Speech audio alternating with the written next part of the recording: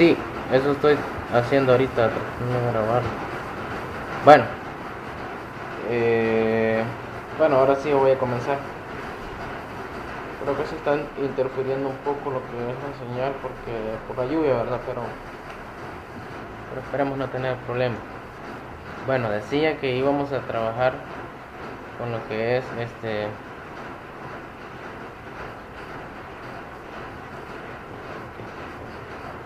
la diversidad en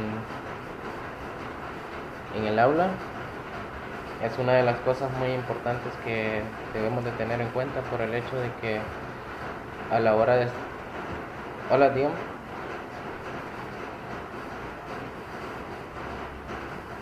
Ajá, dígame.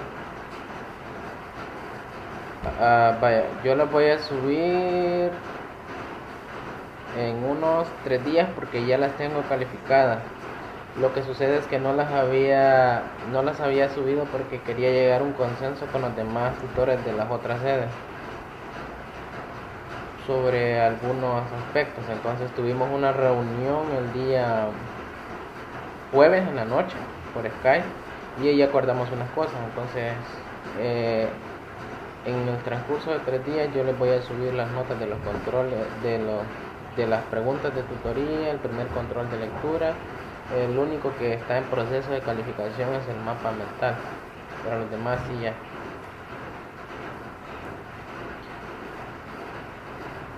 Bueno,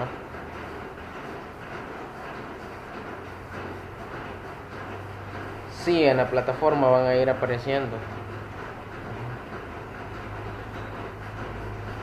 En la plataforma.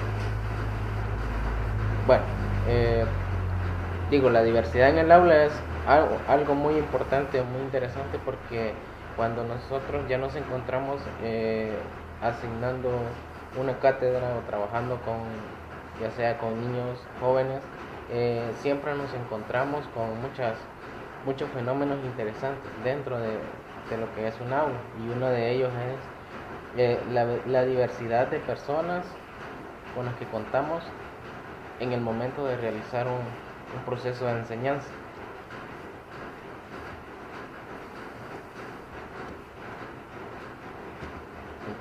Bien. Eh, las diferencias entre estudiantes en el grupo del aula se evidencian en que cada sujeto aprende, eh, en la forma en que cada sujeto aprende es único. Y eso, bueno, para algunos que ya han tenido experiencia de estar en lo que es en una aula, y bueno, y para los que no, pues lo tendrán en su momento, se darán cuenta de que todos los estudiantes tienen una manera única de aprender, tienen unas diferencias y cosas que son prácticamente inevitables. Es decir, ahí no solo nos basamos al hecho de que existan personas que tengan alguna discapacidad, aún personas que no tengan alguna discapacidad física, que son las obvias, también tienen algunos rasgos que los diferencian a los otros. Por ejemplo, personalidades.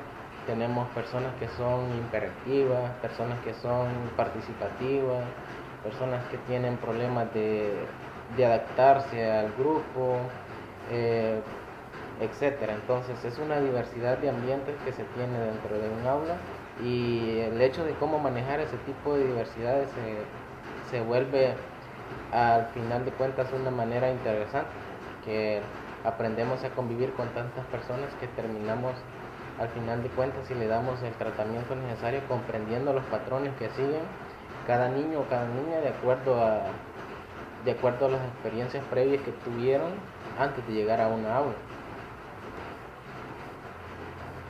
Los rasgos de personalidad y las manifestaciones de comportamiento de los estudiantes, esas son algunas diversidades. Dice que los estudiantes difieren en sus ritmos para captar la información, para procesarla y para emitir respuestas. Y eso es un tanto evidenciable, ¿no? Hay niños que son listos, por decirlo así, y cuando se les hace una pregunta ellos procesan la información rápidamente y emiten una respuesta, pero hay estudiantes que a lo mejor tardan un poco, dudan, están analizando un poco más a fondo y tardan más en emitir su respuesta. Dice que también difieren en sus intereses hacia las materias, en sus habilidades, actitudes y en sus estilos de aprendizaje. Y eso es algo bien interesante. Eso lo vemos, hay estudiantes que son brillantes en matemática, hay algunos que sobresalen en lenguaje, otros en ciencias, otros en sociales, otros en algunas materias que son un poco de carácter más de manualidades, etc.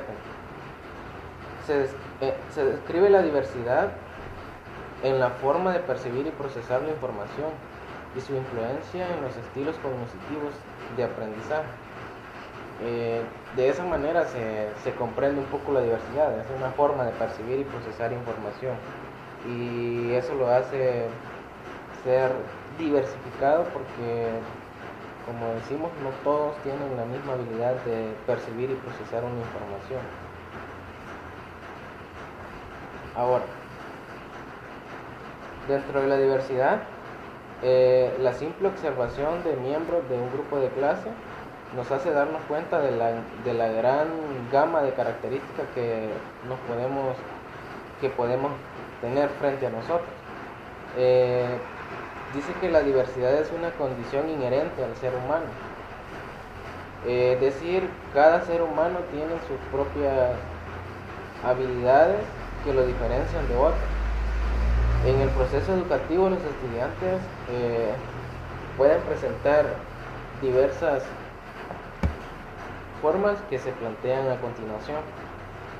Hay estudiantes que tienen diversidad de ideas, experiencias y actitudes previas. Es decir, cada persona tiene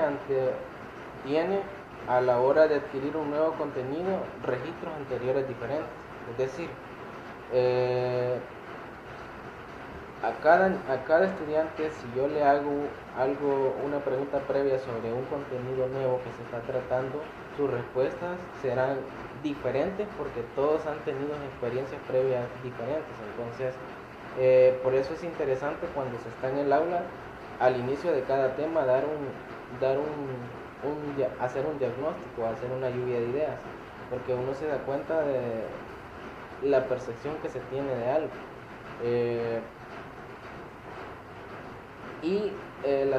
Las respuestas variarán de acuerdo a las experiencias previas que ellos han tenido acerca de eso. Entonces, también tenemos que existe diversidad de estilos de aprendizaje. Es decir, la diversidad de estilos de aprendizaje generalmente se ocasiona por las diferentes formas de aprender. Lo veíamos anteriormente en el seguimiento que llevamos de esta cátedra. Todos aprenden de diferentes maneras, por lo que eso hace que exista una diversidad. Esta dice que se puede deber a, por ejemplo, a estilos de pensamiento, a la forma de deducir cosas, a la forma crítica de pensar, a las estrategias de aprendizaje que se han trabajado sobre el estudiante, a las relaciones con las que se comunica también, es decir, el medio con el que convive, al trabajo cooperativo o individual, es decir, que tanto se coopera con otros estudiantes. Eso ayuda a tener un aprendizaje diferente. Si lo hace de manera individual, también le da lo que es un aprendizaje diferente. Y los procedimientos lingüísticos que mejor dominen, es decir, la forma en la que se expresa. Eso también nos dice de la diferente estilo en el que ha aprendido. Entonces, la diversidad de estilos de aprendizaje es algo muy amplio en realidad, porque por poner un ejemplo, aunque llevemos dos estudiantes que han sido compañeros desde parvularia y van llegando hasta la universidad y siguen siendo compañeros, aún a pesar de trabajar juntos durante un buen tiempo, los ritmos de aprendizaje, los estilos son totalmente diferentes por las condiciones que hablaba. Y están lo que son los ritmos, es decir, cada persona necesita un tiempo diferente para asimilar el conocimiento. Eso es bien claro, ¿no? Y lo más evidenciable es en matemática. Hay personas que para para hacer un ejercicio no necesitan mucho tiempo, hay personas que se tardan más, hay personas que tienen un tiempo promedio, etcétera. Es decir, los ritmos que necesita cada persona son totalmente diferentes y eso lo hace a considerarse como una diversidad, los ritmos de aprendizaje. También tenemos lo que es la diversidad de intereses, motivaciones y expectativas. ¿Qué significa eso? Dentro de un mismo salón de clase existen personas a las cuales les interesa más matemáticas, a las cuales les interesa más ciencia, les interesa más física, les interesa más biología, les interesa más lenguaje, y las motivaciones que tienen acerca de eso son totalmente diferentes. Es decir, aun cuando existan niños que les gusta la matemática, lo que los motiva son cosas diferentes, a pesar de que tengan eso en común. Y las expectativas que tienen acerca de un contenido, de una asignatura, también son totalmente diferentes. Entonces, eso lo podemos encontrar en una aula, la diversidad de intereses, lo que los motiva y las expectativas que tienen. Luego tenemos la diversidad de capacidades y ritmos de desarrollo. En este sentido, existen niños que tienen mayor capacidad para desarrollar, por ejemplo, memoria, para desarrollar análisis, para desarrollar pensamientos críticos, y eso varía dependiendo de lo que les llama la atención, de lo que les interesa, etc. Entonces, también se considera como una diversidad a las capacidades que tiene cada estudiante y al ritmo en el que se van desarrollando. Esto es bien importante porque generalmente tenemos estudiantes sobresalientes y estudiantes que no sobresalen, pero a veces lo que no se considera es el ritmo de desarrollo con el cual algunos lo hacen y otros no. Y yo siempre he creído que cuando se premia a un estudiante por sobresaliente, a lo mejor no se consideran variables como por ejemplo el hecho de que tenga un ritmo de desarrollo más rápido que otro, porque puede ser que haya un estudiante que también tiene buenas notas, pero por el hecho de ser un poco más lento en su ritmo de desarrollo no se considera sobresaliente. Esa es una percepción mía. Entonces, esas son las clasificaciones que se hacen acerca de lo que es la diversidad dentro del aula. Y como digo, es muy interesante tomar un poco a detalle este tipo de cosas, porque en realidad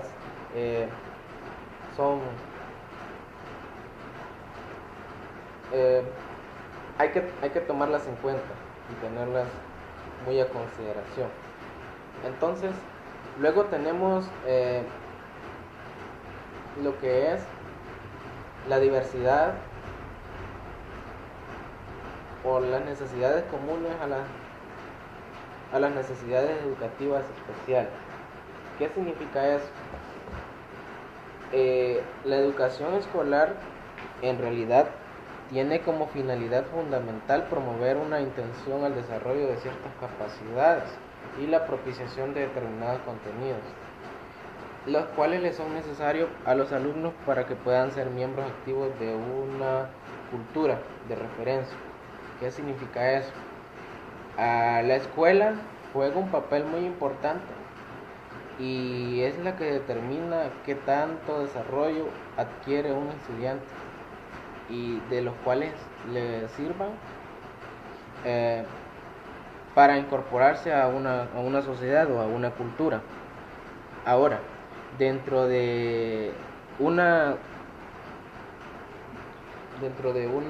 escuela o un centro educativo existen necesidades comunes. Las necesidades comunes se consideran aquellas que comparten todos los alumnos para su desarrollo personal y socialización.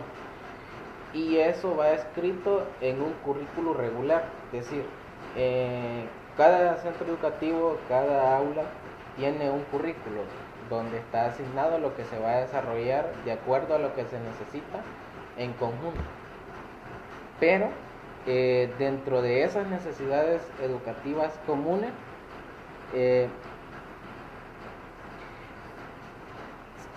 se hace referencia a aprendizajes esenciales que tienen para el desarrollo personal y socialización. Es decir, en esas necesidades comunes o en ese currículo regular, como se conoce, se escriben todos aquellos contenidos que necesitan aprender los estudiantes, y que eso es en común para todos.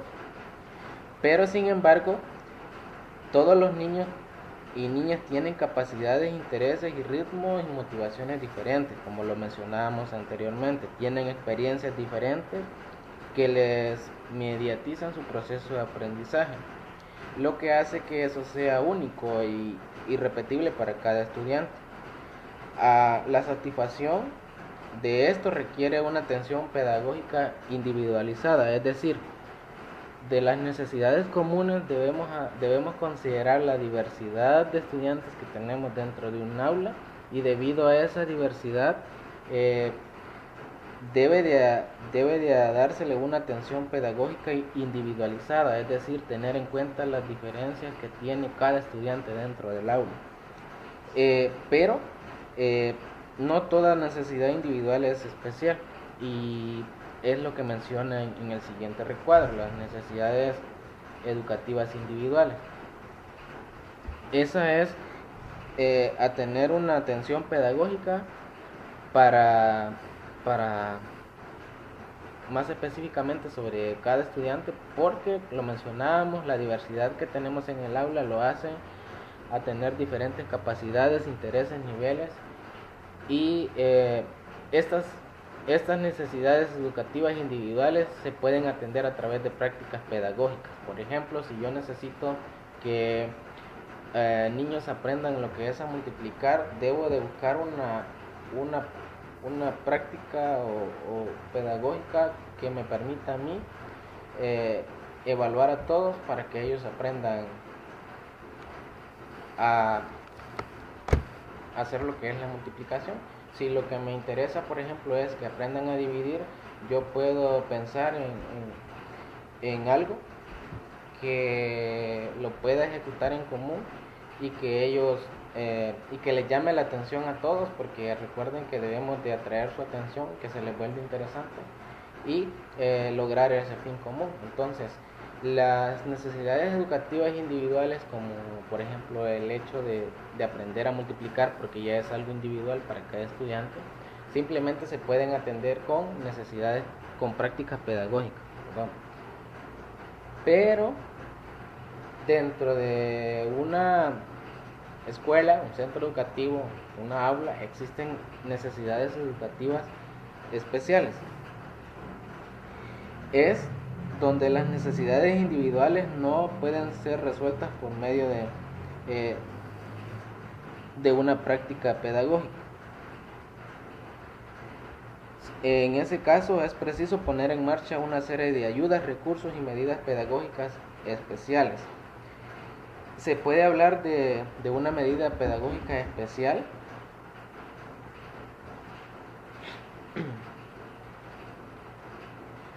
al referirse a aquellos alumnos que presentan dificultades de aprendizaje o desfasez en relación con el currículo que les corresponde por edad y que requieren para ser atendidas. Es decir, cuando tenemos problemas con estudiantes que tienen déficit de aprendizaje, o en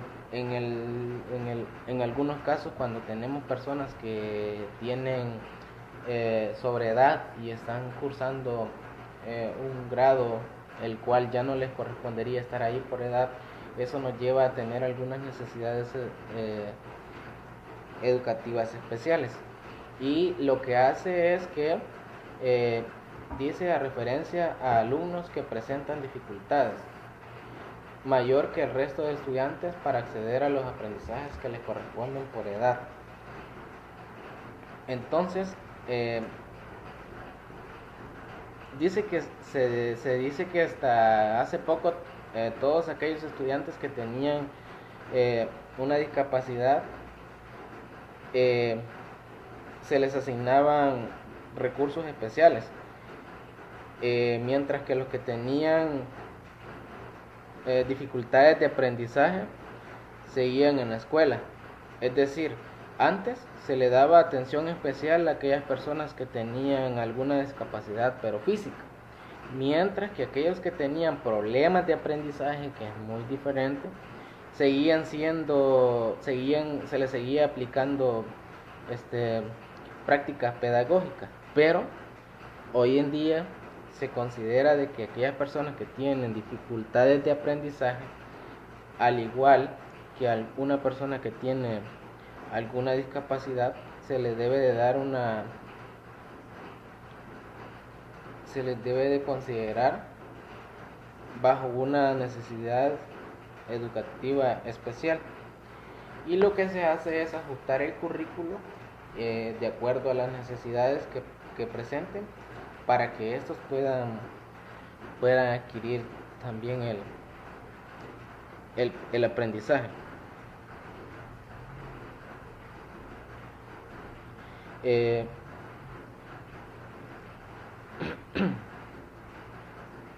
Dice que algunos se les consideran ayudas pedagógicas especiales, que puede ser de carácter extraordinario, se les puede dar de forma temporal o se puede hacer de una manera permanente. Y esto comúnmente se da con aquellos estudiantes que a lo mejor provienen de lugares que son marginales, que pertenecen a diferentes culturas, por ejemplo, y que tienen alguna característica social y cultural. Por ejemplo, a veces se hace la discriminación dentro de lo que es el aula, y eso lo lleva a tener dificultades a la hora de aprender. Y a veces, digamos que no atendiendo la diversidad, no nos damos cuenta de que el hecho de tener un tipo de cultura diferente, o de la región de donde viene, el lugar donde viene, tienden a tener un poco de marginación, y eso hace de que tengan dificultades. Y esos son los que se les hacen las prácticas pedagógicas especiales, no solamente aquellos que poseen una discapacidad. También se considera que las necesidades educativas que puede presentar algún alumno, por las causas que sean, no son exactamente las mismas de un centro a otro, sino que eso varía. Es decir, no se puede considerar prácticas pedagógicas especiales de una manera a nivel nacional, por decirlo así, porque cada centro educativo tiene experiencias muy diferentes a otro. Sí, buenos días. Sí, buenos días. Buenos días. Sí.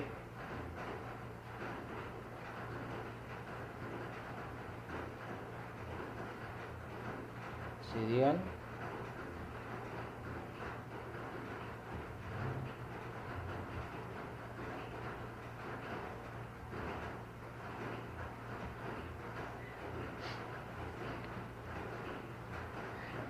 Bueno, buenas. Díganos. Bueno, entonces mencionaba que las necesidades educativas especiales, eso ya va centrado de acuerdo al centro educativo, y más específico al aula. Eso hace de que cada profesor o docente deba de considerar dentro del aula cuáles son las necesidades especiales que tendrá, las cuales tendrá que aplicarlas dentro de su aula o dentro de su centro escolar. También se dice que a veces hay casos donde hay estudiantes que tienen alguna discapacidad física, pero realmente no tienen problemas de aprendizaje. Entonces se dice que para ellos no es necesario aplicar una práctica pedagógica especial, simplemente se puede hacer con alguna práctica pedagógica y con eso solventa la necesidad que pueda tener esa persona con discapacidad. Por ejemplo, si tenemos a alguien que tiene problemas de audición, solamente se pueden programar clases donde sea un poco eh, más expresada, por decirlo así, y eso ya le ayuda prácticamente a solventar el problema, es decir, con más manualidades, que sea un poco más ilustrativo y no necesariamente tenga que aplicar las necesidades educativas especiales. Eso en realidad lo considera el docente de acuerdo a lo que presenta dentro del aula. Ahora, también tenemos, en respuesta a todo lo que hemos hablado, lo que debería de hacerse en un currículum escolar, es decir, cómo, cómo se responde a ese problema de diversidades de aprendizaje que se tienen dentro del centro educativo, el currículum escolar. Ahora, el currículum, no sé, bueno, la definición es, una definición vaga de currículo es un material donde van escritos todos los contenidos a desarrollar, la planificación durante el año, las competencias, que ahora ya no son criterios, son competencias que se van a tratar por cada unidad, etcétera. Es como expresar todo lo que se necesita durante un año. Ahora, ese currículum se desarrolla siempre a comienzos de cada año. La diferencia es que sí, buenos días. Sí, buenos días.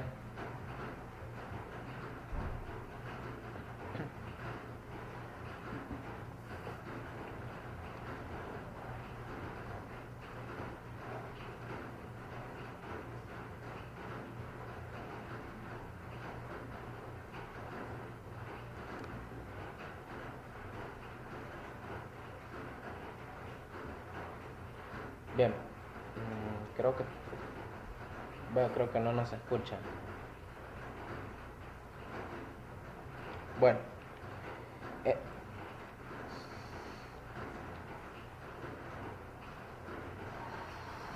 como moderador.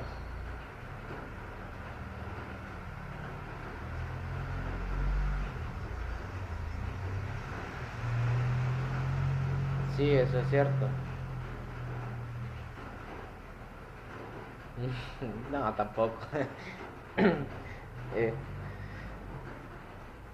Bien, mencionaba, de acuerdo a la diversidad que tenemos dentro de un centro educativo y en un aula, debe de haber una respuesta en el currículum escolar. Antes, en las escuelas, eh, se centraba en atender las necesidades comunes, nada más, las cuales estaban trazadas a través de objetivos que se planificaban dentro del currículum.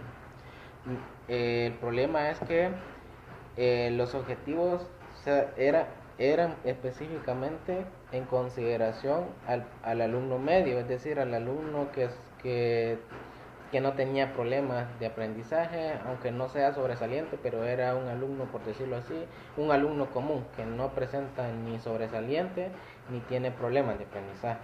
De esa manera estaban planteados los objetivos. Pero no se había preocupado por las necesidades individuales, es decir, no se preocupaban en realidad en ver qué sucedía con aquellos estudiantes que tenían problemas de aprendizaje o tenían alguna discapacidad. Desde ese punto de vista, todos aquellos alumnos que no lograban alcanzar los objetivos trazados eran como apartados de varias formas. Habían veces que se creaban grupos dentro del aula, lo que hacía eso es clasificarlo entre los más lentos, decían, y entre los que sobresalen, o los que van quedando porque ya están repitiendo por sobredad. También y se hacían sus clasificaciones. Ahora, también se clasificaban de acuerdo a la conducta, los que molestan, los que no molestan, los que son aplicados, los que son callados, etcétera. Y en realidad eso llevaba a tener no tener una homogeneidad dentro de lo que era un salón de clase. Ahora, ahora lo que se hace es que se toman en cuenta algunas medidas de acuerdo al comportamiento de los alumnos y se trata de modificar aquellos aspectos de la práctica educativa que puedan generar o acentuar sus dificultades. Se trata de cambiar un poco al qué, cómo y cuándo enseñar también y qué también evaluar, teniendo en cuenta los procesos de enseñanza-aprendizaje.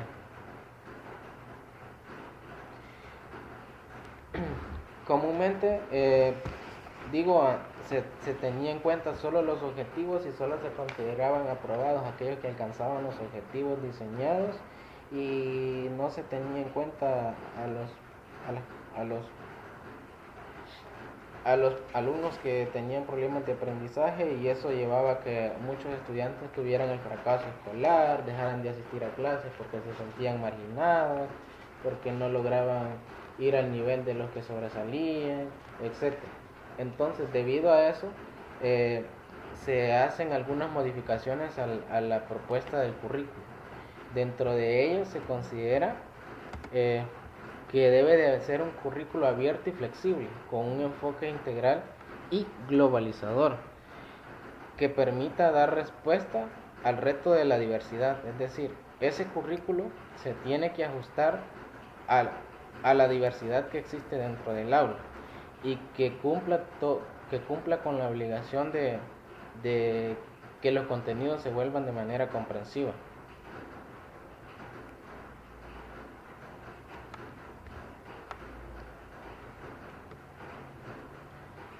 Bien, entonces,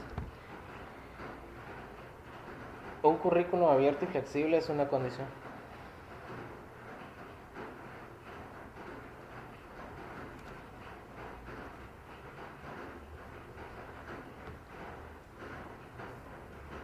Bien, sí me siguen escuchando, ¿verdad?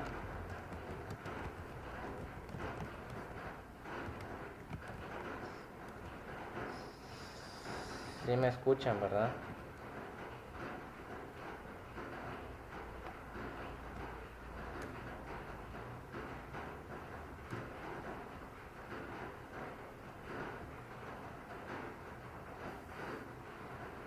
¿O sí me escuchan? No. Hola, buenas.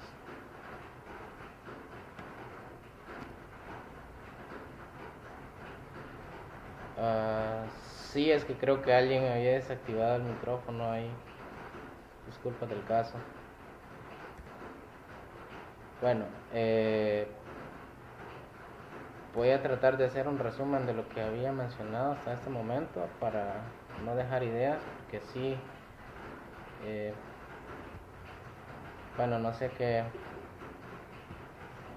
había sucedido en un principio.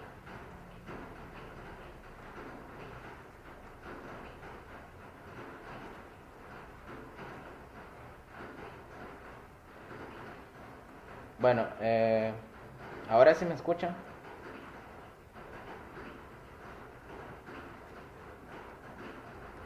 Bueno, ok. Sí, la verdad es que, bueno, en un principio sí, pero ya después no sé qué pasó. Bueno, voy a hacer un resumen. Había mencionado de que existe una gran diversidad de aprendizaje dentro de lo que es el aula, y esa diversidad nos lleva a hacer una clasificación. Es decir, cada estudiante tiene una manera muy diferente de adquirir conocimientos. Es más, se considera que la diversidad es una condición inherente en el ser humano, es decir, por naturaleza lo trae, el hecho de ser diverso a otros. La clasificación de la diversidad dentro del aula lo mencionaba, que La primera clasificación es que dentro de un aula existe diversidad de ideas, experiencias y actividades previas. Es decir,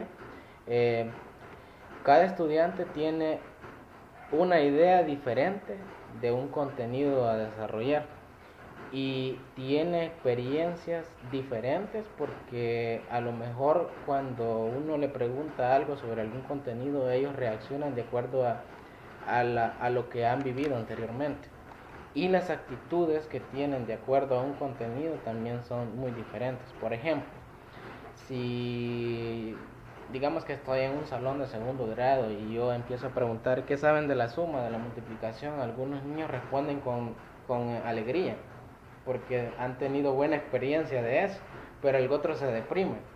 ¿Por qué? Porque la experiencia previa que tienen a eso es que tal vez no comprendan la suma, etc. Entonces, existe una gran diversidad de ideas. Luego también existe una gran diversidad de estilos de aprendizaje, y eso lo estuvimos mencionando en la tutoría anterior, ¿no? Cada estudiante tiene una forma muy diferente de aprender y asimilar conocimientos. También dentro de un aula existe una diversidad de ritmos de aprendizaje. Es decir, aquí es donde caen algunos estudiantes que son sobresalientes, los que no son sobresalientes como los consideramos, pero es por el hecho de que no todos tienen aprendizaje a la misma velocidad. Algunos ocupan un poco más de tiempo que otros en asimilar un contenido. También está la diversidad de intereses y motivaciones. Esto es bien claro, ¿no? Porque hay estudiantes que los motiva más una asignatura que otra. Eso lo lleva a tener dentro del aula estudiantes que son buenos en matemática, buenos en ciencias, buenos en sociales, buenos en lenguaje. ¿Por qué? Porque existe una diversidad de intereses.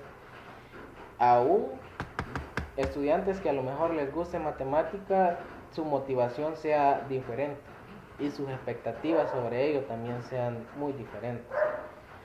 Y también existe una diversidad en cuanto a capacidades y ritmos de desarrollo. Esto es, podemos poner a dos estudiantes que tienen la misma cantidad de conocimientos en un aula, y habrán algunos que desarrollan más que otros, aún estando dentro de la misma aula, porque existe esa diversidad de desarrollo. Eso es haciendo una clasificación de lo que podemos encontrar en un aula. Después hablaba de que dentro de un aula existen necesidades comunes y existen necesidades especiales. Las necesidades comunes son las que comparten todos los estudiantes en un desarrollo personal. Es decir, en una aula, la necesidad común de todos los estudiantes es aprender un contenido. Por ejemplo, aprender la suma. Esa es una necesidad común. Aprender un tema de ciencia, por poner algo, aprender los ecosistemas. Eso es algo en común porque todos lo conllevan. Ahora, una necesidad educativa individual podría ser la que hace referencia a las diferentes capacidades, intereses y ritmos. Es decir, después de tener todas las necesidades comunes, existen las individuales. Es donde ya voy a considerar la diversidad que existe de aprendizaje en cuanto a los ritmos, a las habilidades o niveles, en cuanto a las experiencias que tienen, etc. Y para poder solventar esa necesidad de la diversidad de aprendizaje, dice que eso se hace o se atiende con una práctica pedagógica. Es decir, por ejemplo, si yo necesito que aprendan a sumar, pero veo que dentro del salón algunos estudiantes ya lo pueden realizar y otros no, entonces debo de utilizar un mecanismo que me permita a mí utilizar aquellos que ya lo saben hacer con aquellos que no lo pueden hacer, y que al final logre el objetivo o la competencia en común, que es que todos aprendan a sumar. Y eso se solventa con una práctica pedagógica. Pero también existen necesidades educativas especiales. Las necesidades educativas especiales son aquellas que se da en atención a personas que tienen una discapacidad, ya sea física o que tienen problemas de aprendizaje. Entonces, anteriormente se le aplicaban necesidades educativas especiales solo a aquellas personas que tenían problemas de aprendizaje, pero ahora que tenían problemas, una discapacidad física, perdón, pero ahora también se le aplica a aquellas personas que tienen problemas de aprendizaje, por ejemplo, a personas que ya tienen un año mayor al grado en el que deberían de estar, que han estado reprobando el mismo curso por A o B motivo, y a eso se les da un tratamiento especial, y esas son las prácticas pedagógicas especiales que se hacen de acuerdo a, a los estudiantes que se tienen. Es más, se considera de que hay estudiantes con alguna discapacidad que a lo mejor no discapacidad física, que a lo mejor no necesiten una práctica pedagógica especial, sino que simplemente se trata de cambiar el mecanismo y con eso es suficiente para que asimile correctamente el contenido. Ahora, a pesar de tener lo que es, bueno, ya vimos que hay una diversidad de aprendizajes. Luego, vemos que existen necesidades comunes y necesidades especiales dentro de una misma centro educativo o dentro de una misma aula. Entonces, para atender a esa diversidad y a esos problemas, debe de haber una respuesta del currículum escolar. Y mencionaba que anteriormente el currículo estaba diseñado de acuerdo a contenidos y objetivos que solo garantizaba el aprendizaje de un alumno promedio. ¿Quién era un alumno promedio? Un alumno promedio era aquel que no daba problemas para comprender algún contenido, es decir, no sobresalía, pero tampoco tenía problemas de aprendizaje. Y eso hacía a que se marginaran a todos aquellos que tienen problemas de aprendizaje. Entonces ahora se hace una propuesta curricular y bajo este nuevo enfoque, tratando de atender a la diversidad que se cuenta dentro de un aula, este dice que debe de ser abierto, flexible y debe de tener un enfoque integral y globalizador. Decir que sea abierto porque debe estar sujeto a cambios, porque las necesidades que se tienen dentro de una escuela, un centro educativo, no son las mismas necesidades a nivel nacional. Debe de estar flexible y debe de tener un enfoque integral, es decir, no debe de marginar a nadie dentro del aula, y globalizador. También debe de dar la libertad a las instituciones para que tomen sus propias decisiones y lo apliquen basándose en su contexto educativo.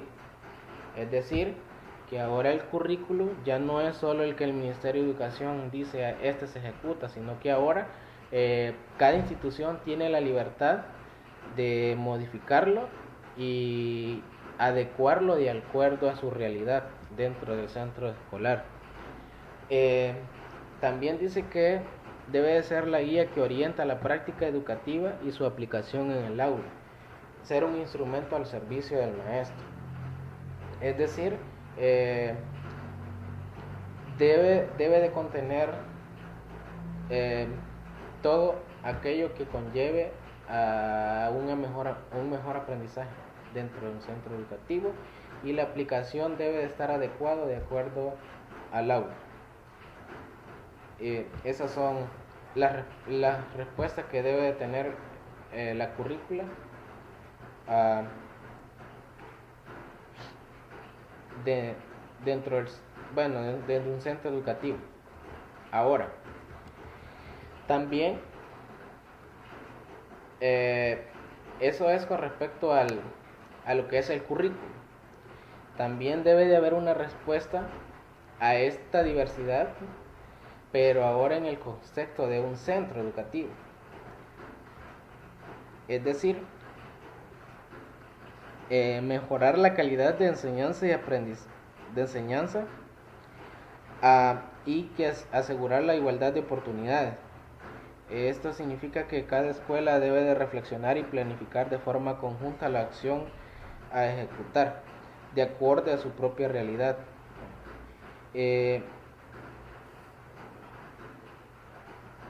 Bueno, la experiencia ha demostrado que entre más se responda a la diversidad y a la educación de acuerdo a las necesidades educativas especiales que se tienen dentro de un centro educativo, eso conlleva no solo a desarrollar mejores profesionales, sino que a que el centro educativo tenga un mejor desarrollo. Es decir, hay centros educativos que son sobresalientes o son reconocidos a nivel nacional, pero son aquellos que atienden más a la diversidad dentro de lo que es el aula. Ahora, dice que debe de llevar a cabo reflexión y debate sobre visión del desarrollo, aprendizaje y diversidad para encontrar estrategias que eviten la exclusión de alumnos.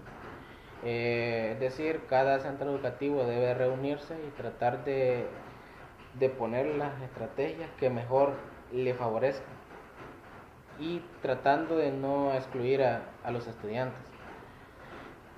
También debe de asegurar que el currículo escuela sea lo más amplio, equilibrado y diversificado para que se analicen las necesidades educativas especiales de los alumnos y se tomen decisiones oportunas.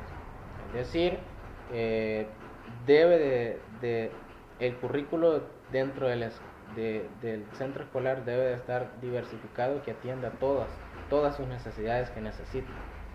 También se debe de aprovechar, cada centro educativo debe aprovechar los recursos con los que cuenta, ya sea mobiliario, equipo o recursos humanos. Es decir, la currícula o el currículo también debe de estar integrado no solo por profesores, sino que también por padres de familia, por la comunidad, por ONGs, por iglesias, etcétera, tratando de que eso sea un conjunto y cubra todas las necesidades educativas que se tienen. También debe de identificar las dificultades de aprendizaje. Esto se hace a través de algunas valoraciones que se hacen de las necesidades educativas especiales y eso permite desarrollar mejor su currículum. Y también se debe de crear un buen clima, es decir, dentro de cada aula debe de haber un clima de aprendizaje calidad, por decirlo así. Y eso también va dentro del centro educativo. El centro educativo debe de fomentar un clima agradable, porque a veces sucede que hay centros educativos donde se dan problemas entre maestros y eso conlleva o perjudica también lo que es el atender a la diversidad. Bien, entonces ahora a raíz del centro educativo nos vamos a lo que es el aula. Esto ya es enfocado a lo que deben de hacer los profesores estrictamente dentro de una aula. Cada profesor debe de conocer las necesidades, los estilos de aprendizaje y el proceso de desarrollo de cada alumno o alumno. Comúnmente antes se consideraba de que el profesor debía de seguir la misma línea para cada estudiante, pero ahora el profesor debe de atender o debe de conocer perfectamente a cada uno de sus alumnos, de acuerdo a su nombre, a sus características físicas, cualidades, etc. Eso ayuda a identificar las necesidades especiales que se tengan que aplicar dentro del aula. También el profesor debe ayudar a todos los alumnos y alumnas a construir aprendizajes significativos y debe de organizar las experiencias de aprendizaje de forma que todos los alumnos participen y progresen en función de sus posibilidades. Bien, en resumen, el profesor dentro del aula debe conocer, ayudar y organizar, es decir, conocer los estudiantes que tiene, debe de ayudar, es decir, debe de ser el eje principal para que los estudiantes construyan su aprendizaje y debe de organizar, es decir, todas las experiencias de aprendizaje que se toman, debe de organizarlas o debe de llevarlas de tal manera que eso sea un progreso dentro del desarrollo de cada estudiante. Bien, también tenemos lo que son las adaptaciones curriculares. Las adaptaciones curriculares dice que consiste en la selección y elaboración y construcción de propuestas que enriquecen y diversifican el currículum para alumnos o grupos de alumnos e instituciones comunes y especiales. Es decir, se construye lo que es una currícula que atienda a la diversidad con la que se cuenta. Para los alumnos o un grupo de alumnos, esto puede ser instituciones que necesiten un tratamiento o que presenten necesidades educativas especiales. Dice que estas adaptaciones curriculares parten de las prioridades pedagógicas establecidas en los proyectos educativos institucionales y institucionales y de aula. Es decir, en cada centro educativo se hacen proyectos y también en cada aula se hacen proyectos, y esos proyectos van ajustados de acuerdo a las necesidades que se tienen. Entonces, debido a eso, se necesita hacer una adaptación curricular que cumpla o que llene los criterios o los objetivos que se plantean como institución y dentro del aula. Estas adaptaciones también pueden ser necesarias en uno o varios de los componentes del proceso de enseñanza-aprendizaje referenciados en el currículo. Es decir, el currículo está diseñado por varios componentes, entonces estas adaptaciones se hacen a algunos o a varios. Eso dependerá de las condiciones del centro educativo. Y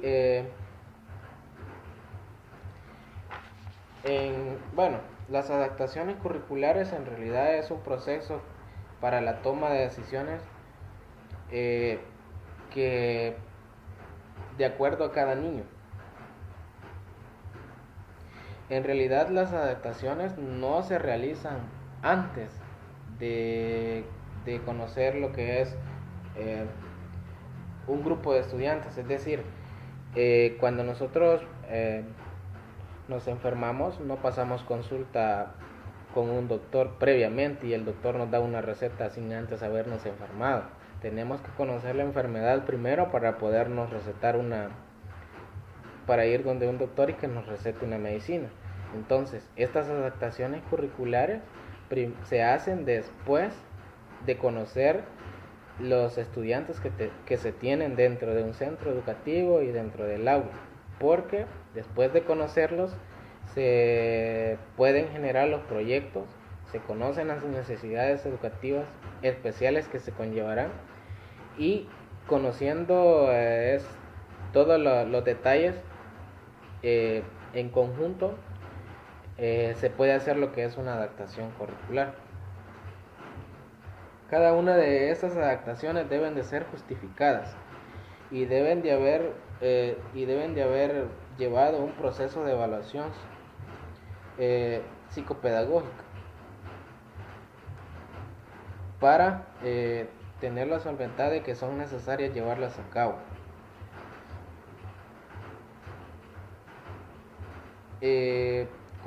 También se considera que si un estudiante presenta dificultades de aprendizaje, es primordial no tratarlo de aislarlo de una sola vez, sino que hay que tratar de ver de qué manera se puede solventar ese problema utilizando alguna práctica pedagógica.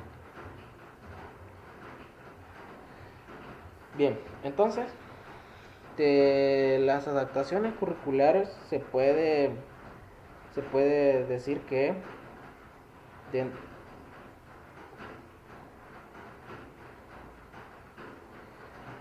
se puede decir que cuando hay alumnos que presentan necesidades educativas, estas adaptaciones curriculares aseguran que el alumno reciba los medios y las respuestas educativas que necesita.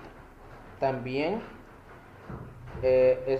ayuda a establecer una relación entre las necesidades educativas individuales, y también ayuda a coordinar las actuaciones de los diferentes profesionales y servicios que intervienen con el alumno, y también ayuda a promover al alumno hacia las situaciones de progresión. Es decir, básicamente esas adaptaciones curriculares se hacen con ese fin, que el alumno reciba los medios y la respuesta educativa que realmente necesita, que haya una relación de acuerdo a las necesidades educativas individuales de cada alumno, y que se pueda coordinar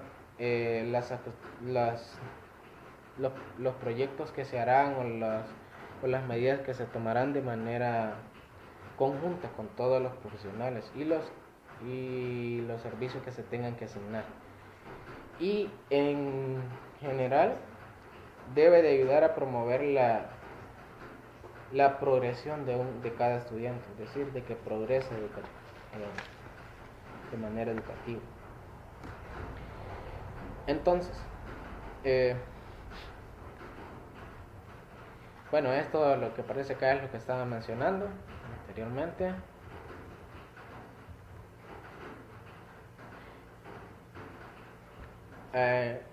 Bueno, aquí es importante tener en cuenta que una adaptación curricular no se restringe solo a alumnos que presentan una discapacidad, sino que pueden requerirla a otros muchos por sus condiciones de desarrollo personal y dar la respuesta educativa. Puede ser que presenten dificultades de aprendizaje o desfases en relación al currículo, lo cual corresponde por edad, y esto ya lo he mencionado. Hay muchos alumnos con discapacidades especiales que pueden seguir un currículo común solamente aplicándole algunas técnicas o algún material.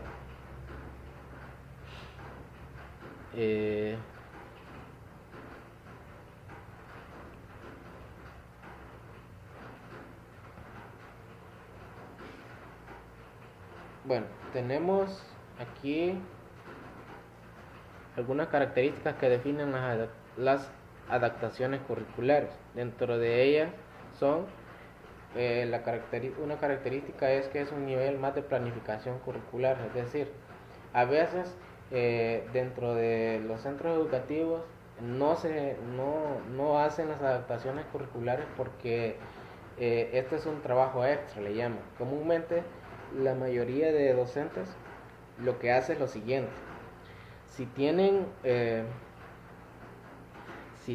por ejemplo, en el año anterior estuvieron atendiendo un quinto grado y el siguiente año se les vuelve a tomar un quinto grado, para no tener que estar haciendo nuevamente los programas, utilizan el del año anterior hacia el siguiente año. Pero como los estudiantes no son los mismos, eso conlleva que debe de haber una adaptación curricular, pero muchas veces los docentes lo ven como un trabajo extra, y algunos tratan de no hacerlo. ¿Por qué? Porque dentro de las características dice que es un nivel más de planificación. Tiene los mismos componentes de cualquier programación, es decir, puede utilizarse la del año anterior, pero debe de hacérsele algunas diferencias peculiares, o debe de cambiarse algunas programaciones. También dice que ha de reflejarse como por escrito como cualquier programación, de forma que se pueda sistematizar y sintetizar todo el proceso, y como única vía de revisar la adecuación de las decisiones adoptadas. Es decir, hay que hacer un informe escrito sobre sobre las adaptaciones que se ha hecho de acuerdo a la programación que se tenía. También no ha de considerarse no solo como un producto o un fin en sí mismo, sino sobre todo como un proceso que sirve para reflexionar en conjuntamente, y deben de unificarse criterios respecto a la respuesta educativa de un alumno que tiene repercusiones en el aula. También ha de entenderse que la adaptación es un proceso dinámico y flexible, debe de tomarse en cuenta, y que las decisiones que se tomen deben de ser funcionales y realistas. Es decir, cada decisión que se toma a la hora de hacer una adaptación debe de ser funcional y debe de estar de acuerdo a la realidad que se tiene dentro del aula. Bueno, también tenemos algunas fases y componentes del proceso de adaptación curricular. Tenemos lo que es la evaluación psicopedagógica. La evaluación psicopedagógica dice que es la evaluación del alumno en interacción con el contexto al que se desarrolla y aprende. Es decir, a cada estudiante se le debe de hacer una evaluación psicopedagógica para identificar cuáles son sus necesidades educativas y tratar de fundamentar una respuesta para ello. Debe de darse factores que faciliten su aprendizaje, y también debe de tomarse en cuenta el contexto educativo y el contexto sociofamiliar. Esas son la primera fase. Debe de hacerse una evaluación psicopedagógica para cada alumno para identificar ese tipo de necesidades. Después de hacer una evaluación psicopedagógica, es decir, después de hacerse el análisis de cada alumno para encontrar lo que se necesita y las competencias que se deben de agregar del currículo, se hace lo que es las necesidades educativas especiales. Dice que después de la evaluación se establece cuáles son las necesidades educativas individuales que se van a considerar que respondan de acuerdo a los problemas que se identificaron en el alumno. Requieren, dice, deben de ser de carácter ordinario y de forma temporal y permanente. Es decir, en algunos casos habrán estudiantes o alumnos que será una necesidad educativa de manera temporal, en otros casos de manera permanente. Después de hacer la evaluación psicopedagógica y de establecer cuáles son las necesidades que darán respuesta a esa evaluación, debe de haber una respuesta educativa. La respuesta educativa es una propuesta curricular, modificaciones en el concepto educativo, provisión de ayudas personales, materiales y modalidades de apoyo y colaboración con la familia. Es decir, primero se hace la evaluación para cada estudiante y se identifica. Después de tener la evaluación, se identifica cuáles son las necesidades que se necesitarán para solventar los problemas que se identificaron en la evaluación, y después se da una respuesta. La respuesta es ya en sí el hecho de lo que se hará para atender las necesidades, en donde puede ser hacer un cambio al currículo. Se puede cambiar, por ejemplo, el ambiente del aula, se puede necesitar una ayuda extra de personas o materiales, incluso también se puede pedir ayuda de la familia. Y por último está el seguimiento. El seguimiento es que debe de llevarse un registro de avances, dice, y revisión de las medidas adoptadas para introducir los ajustes necesarios. Es decir, se debe de llevar un reporte por cada estudiante para ver si realmente está haciendo efectivo lo que se ha propuesto y tratar de corregir algunas cosas. Esas son fases y componentes del proceso de adaptación curricular. Bien, entonces voy a hablar un poco de manera rápida de lo que es la inteligencia. Bueno, realmente hablar de la inteligencia no existe una definición establecida de lo que es inteligencia. Pero la idea de que la gente difiere en lo que llamamos inteligencia dice que ha estado con nosotros por un largo tiempo. Hace más de 2000 años,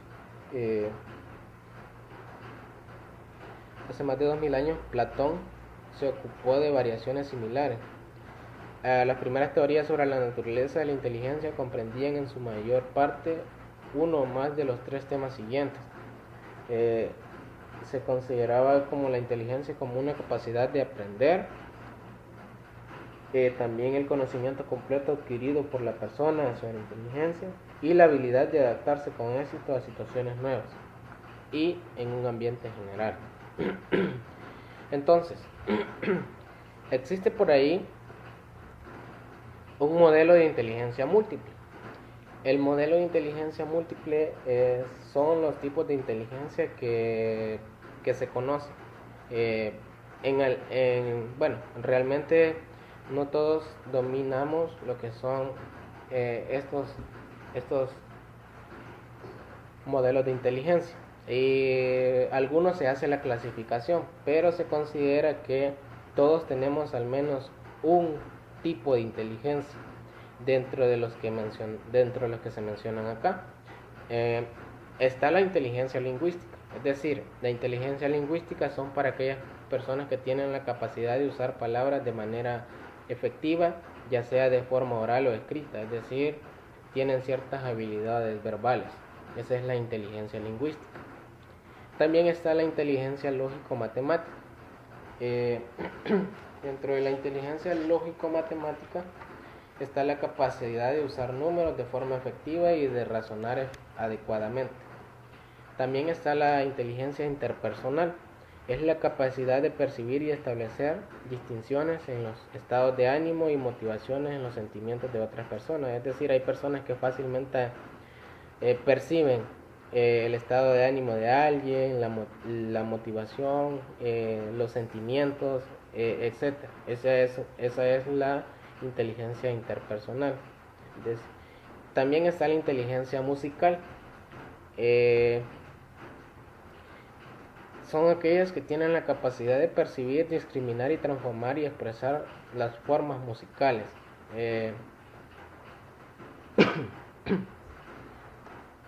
También tenemos lo que es la inteligencia corporal cinética. Esta inteligencia corporal cinética dice que es la capacidad de usar todo el cuerpo para expresar ideas, sentimientos, facilidad de utilizar las manos para transformar cosas. Es decir, los que tienen habilidades manuales. Y también tenemos la inteligencia espacial. La inteligencia espacial dice que es la habilidad para percibir de manera exacta el mundo visual y espacial. La inteligencia intrapersonal es la capacidad de autoanálisis y conocimiento de sí mismo para el beneficio personal. Y la inteligencia naturista es los que tienen alta sensibilidad hacia la naturaleza y todos los asuntos relacionados con su preservación.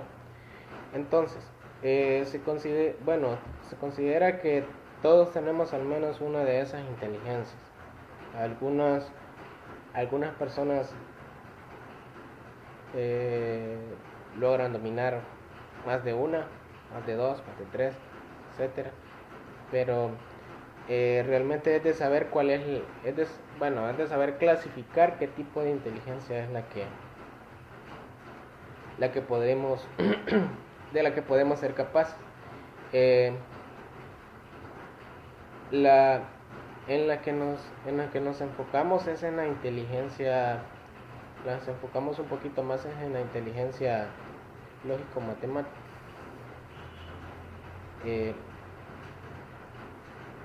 Ya mencionaba, en la inteligencia lingüística pues se considera a los que tienen sensibilidad a los sonidos.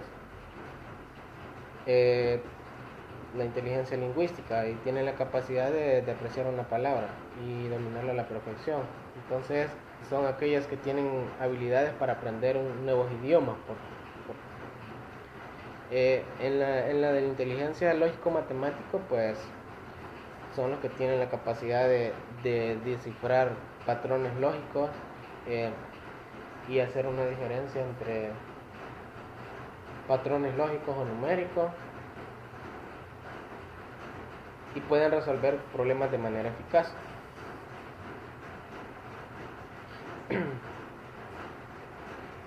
Los de la inteligencia espacial, aparte de percibir el mundo audiovisual, son los que pueden pensar en 3 dimensiones.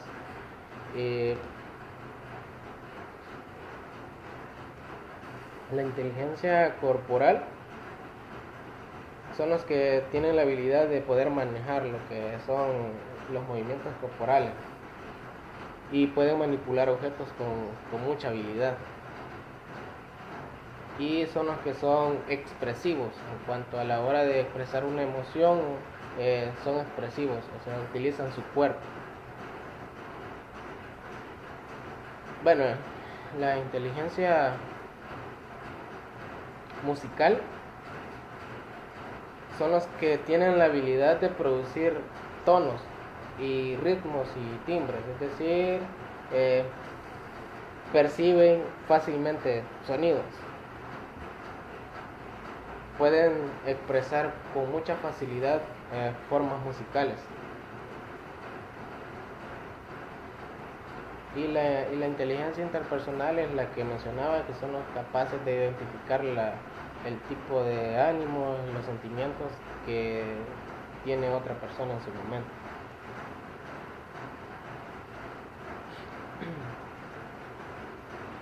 Y la inteligencia naturista son aquellos que tienen una facilidad de establecer una relación con diferentes especies. Bueno, esas serían las inteligencias. Entonces, nos enfocamos en lo que es la inteligencia lógico-matemática. Bueno, los que destacan en esta inteligencia hacen uso del hemisferio lógico del cerebro y pueden dedicarse a las ciencias exactas.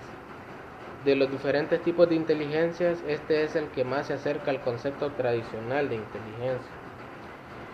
En las culturas antiguas se utilizaba este tipo de inteligencia para medir el tiempo, elaborar calendarios y estimar cantidades y distancias. Dentro de las capacidades que se tienen en la inteligencia lógico-matemática está la capacidad para utilizar el método científico. Pueden mantener grandes cadenas de razonamiento, pueden identificar modelos, calcular, formular, pueden verificar hipótesis y pueden resolver problemas de manera eficaz. Esas son las capacidades que implica los que tienen este tipo de inteligencia. Las habilidades que poseen es que pueden hacer descubrimientos científicos, pueden descubrir nuevas teorías matemáticas, cálculos y sistemas de clasificación e influencia dentro de la informática. Dentro de los perfiles profesionales, los que poseen esta inteligencia lógico-matemática comúnmente son economistas, ingenieros, científicos, matemáticos, etc. Y ponen, bueno, ahí tenemos el ejemplo de algunos nombres: Bárbara McClintock, Mary Curie o Pascal. Bueno, eso sería siendo un poco resumen en cuanto a lo que hemos estado, bueno, lo que correspondía para la tutoría de ahora. Mencionarles que esta tutoría tiene 2 preguntas, las cuales muestro a continuación. La primera pregunta dice: ¿cuáles son las condiciones que se necesitan para realizar una buena adaptación curricular? Y la otra es que hay que proponer 2 ejercicios que permitan desarrollar las inteligencias lingüística y lógica matemática. Es decir, de acuerdo a la clasificación, la inteligencia lingüística es la capacidad para usar palabras de manera eficaz, ya sea oral y escrita, es decir, pueden captar fácilmente los sonidos y tienen facilidades en la expresión verbal, es decir, pueden aprender un nuevo idioma, es decir, proponer un ejercicio que permita desarrollar eso. Y la otra es proponer un ejercicio que permita desarrollar la lógica matemática. Y ya lo mencionábamos ahí, que son los que tienen cierta habilidad con patrones lógicos, hacer cálculos numéricos y pueden resolver problemas de manera eficaz. Bueno, no sé si hay alguna pregunta, no sé si al final si se escuchaba o no se escuchaba. Díganme. Sí, claro.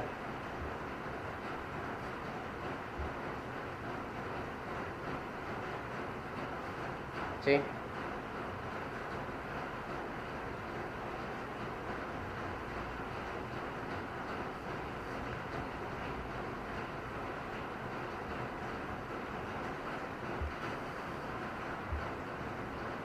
Sí, comprendo. Bueno, realmente hay archivos que, digamos, tienen más consideraciones que otros. Si ustedes hacen una relación cuando, por ejemplo, yo doy una tutoría, en algunos casos, por ejemplo, la tutoría 1 solo se me enfocaba más a un material. La tutoría 2 me enfoqué más a un material, solo que esta tutoría 3, perdón, sí hizo un poco de mezcla en cuanto a los tres materiales porque son cortos. No tienen, no son muy extensos, pero prácticamente es de tratar de seguir el patrón.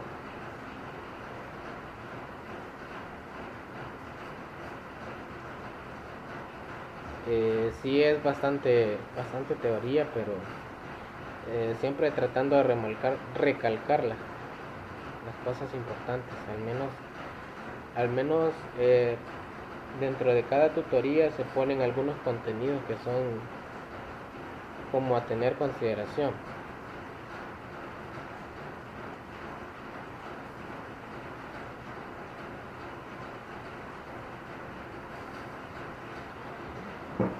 Sí, esa presentación la voy a enviar al correo institucional. En la tutoría anterior me disculpo porque dije que las iba a subir inmediatamente, luego se fue la energía, etcétera, y ya no lo pude subir, pero ahora lo que sé es que, bueno, hasta este momento no he tenido tanto problema con la conexión, a pesar de que está lloviendo, por cierto.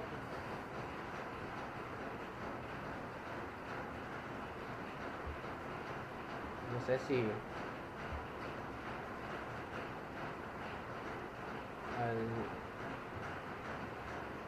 al otro... Ah, el documento de inteligencia.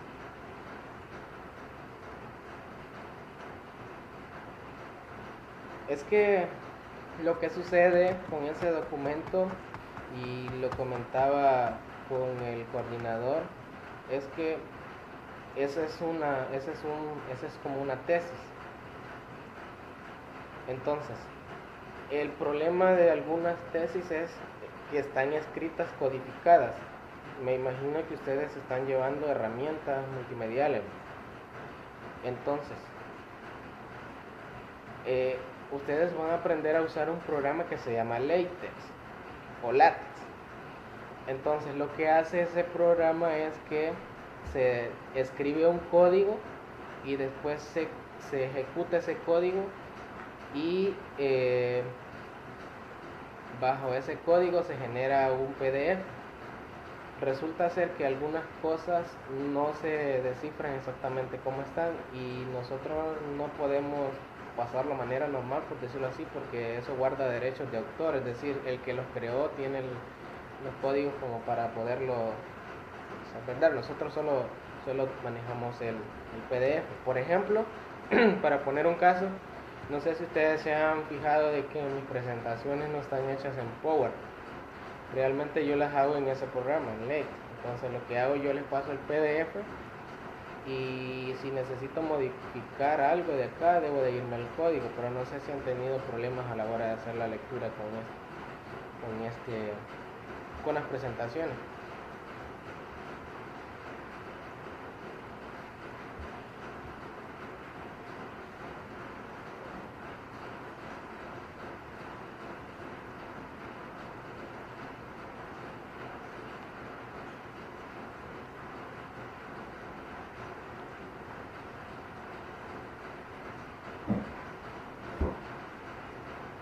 Eh, sí, comúnmente el examen, como repetía, básicamente recalca los temas que se han discutido en tutoría. Entonces, traten de hacer un recuento de los temas que más se han abordado en tutoría y esos son los que hay que repasar un poco más, que son los que están considerados. Ahora, sí les voy a hacer llegar las presentaciones a su correo. Eh, en su caso, la solución que yo podría darle es que si necesita un poco más de información sobre eso,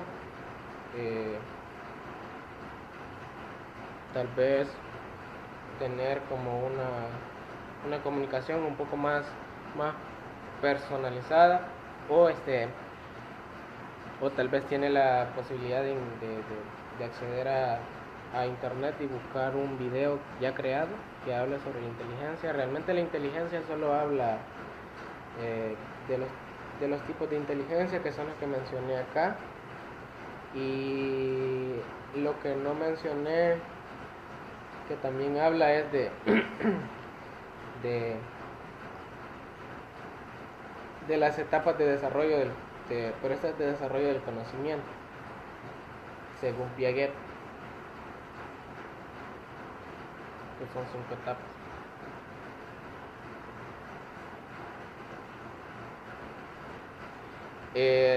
Sí tomé captura, de hecho se las muestro acá para que la vean. Aquí la tengo guardada en Pine.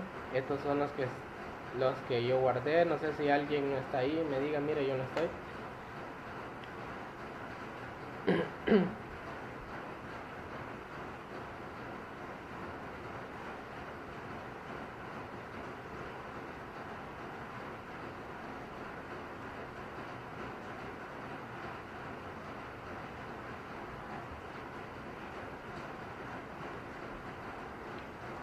Bien, si ustedes tienen tutoría, díganme.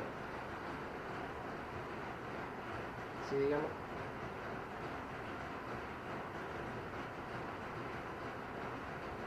Sí. Introducción a la pedagogía. Ese es el que está para para el sábado 13. Ah, de psicopedagogía. El de psicopedagogía está para el 26 de octubre, si no me equivoco. 26 o 27, pero está para un domingo. Ahorita me deje, lo reviso aquí de una sola vez. Dígame. ¿Para el 20? Bueno, déjeme. Ah, bueno, entonces está para el 20. Eso quería revisar.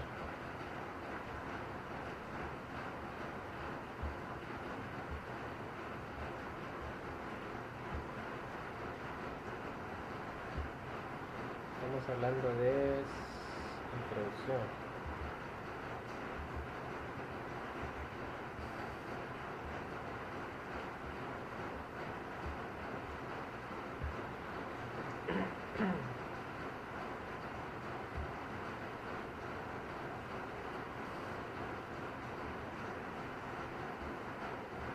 Sí, bien.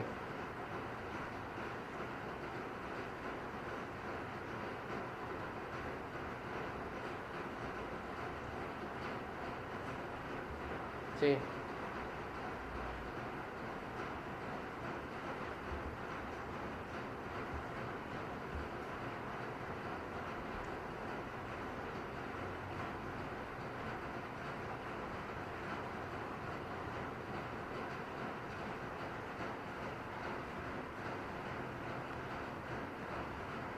Sí.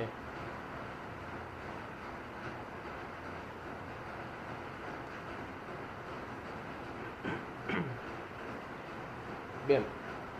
No sé si usted lo responde desde una computadora o lo hace desde celular.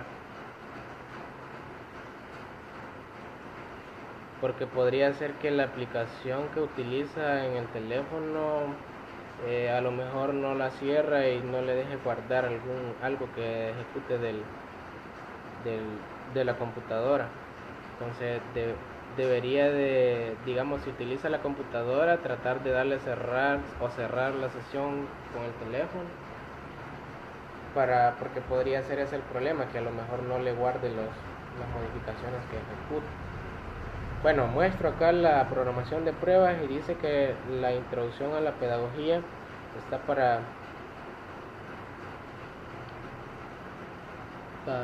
el 21, algo así. Está para el 13 bueno, aquí dice la 1, pero yo creo que está en la mañana. Y el de psicopedagogía está el 20. Creo que también está por la mañana. ¿O a qué horas les han afirmado que es el examen? Perdón.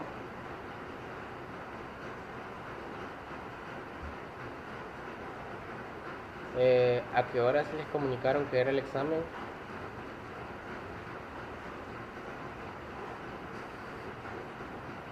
Ajá, sí, solo que estaba viendo que en el cuadro aparece en la tarde. Pero sí es en la mañana, es para corregirlo.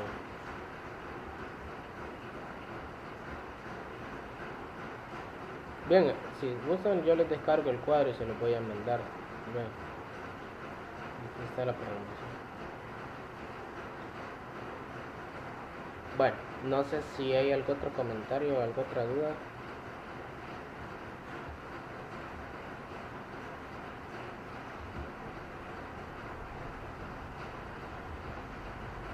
Sí, dígame.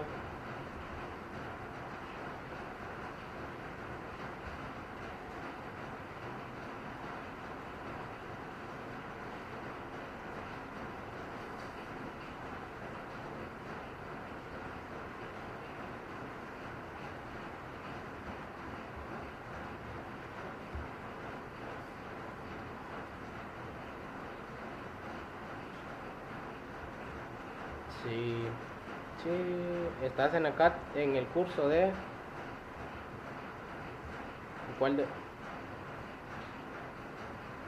cuál de los dos estás? ¿En introducción o en psicopedagogía? Vale, déjame ver. Psicopedagogía.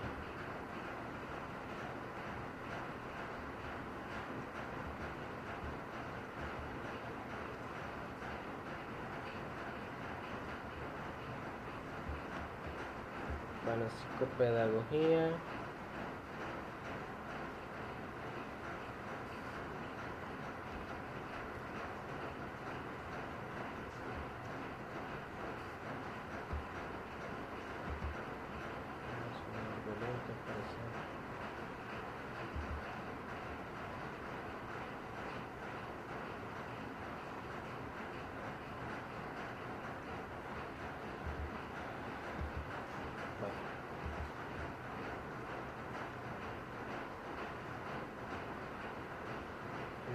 No sé, no me carga ahorita la página.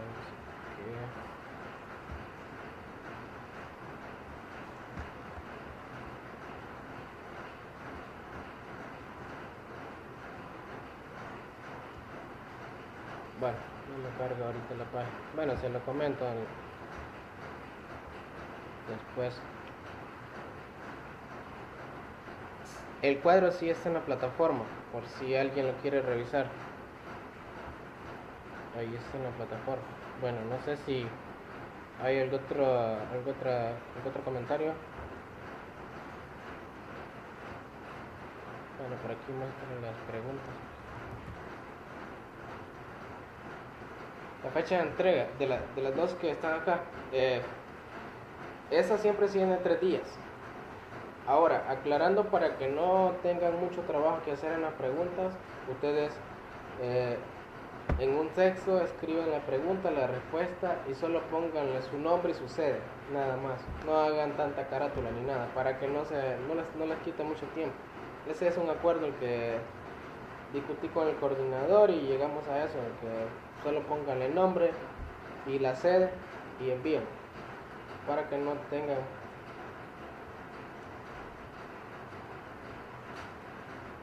Sí, a la plataforma. La plataforma, ahí está el espacio, ahí va a estar el espacio habilitado en psicopedagogía para que la suba.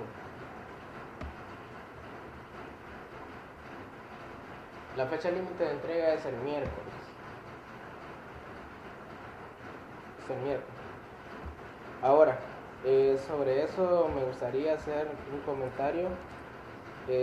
Hubo alguien, una o dos personas que no lograron enviar el mapa mental y me lo enviaron a mi correo.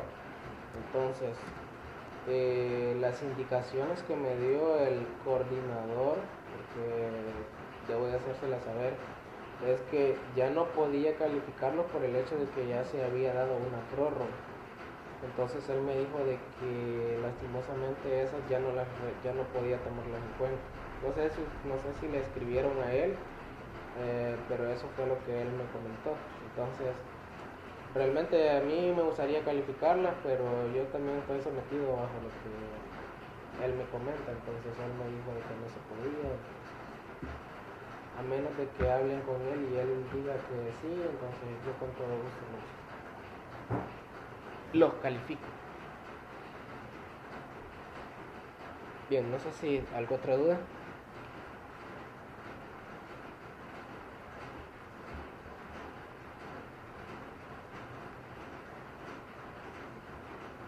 Sí, sí, por ahora solamente eso es. No hay más.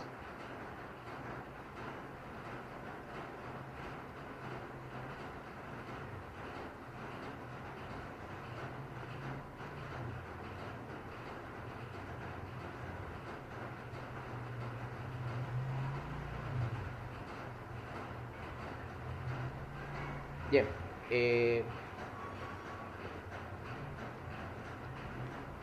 ¿Alguna duda más?